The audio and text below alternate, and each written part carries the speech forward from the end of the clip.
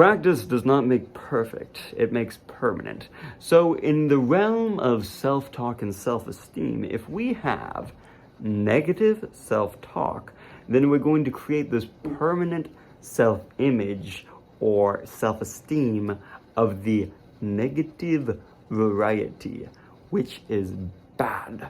So what we'll want to do is shift and reframe the way that we see ourselves and the way that we interact with ourselves.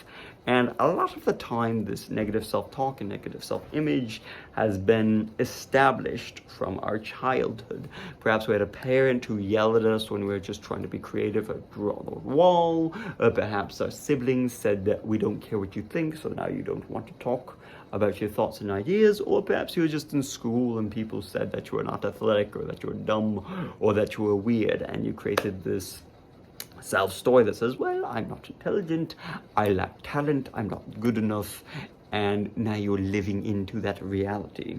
And you've practiced repeating these thoughts over and over and over again, and it's creating this permanent reality. Fortunately, our words carry power. They're literally magic, because when we change our words, we can change our thoughts. So what we're going to want to do in order to establish a new self-image, if we've gotten caught in this endless cycle of negative self-talk, is, number one, protect ourselves from these negative words that slip into our self-image. So if you say, I'm not good enough, I'm not smart enough, I'm not attractive enough, I lack the skills, we're going to protect ourselves against that.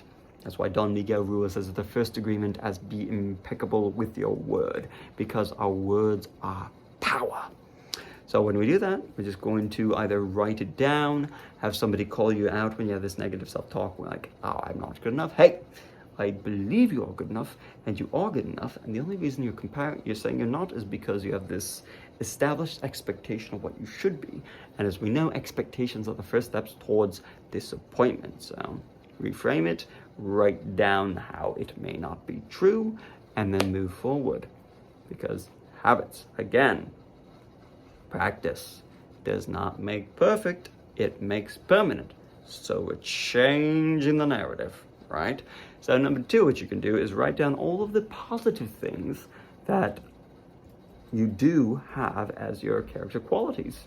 Whether you're, consistent with brushing your teeth, writing in a journal, meditating, cleaning the house. If you're consistent, persistent, if you have brevity in your speech, or if you just, you exercise, you cook your own meals, anything that's positive about yourself, just as reminders about how powerful you are as a human being.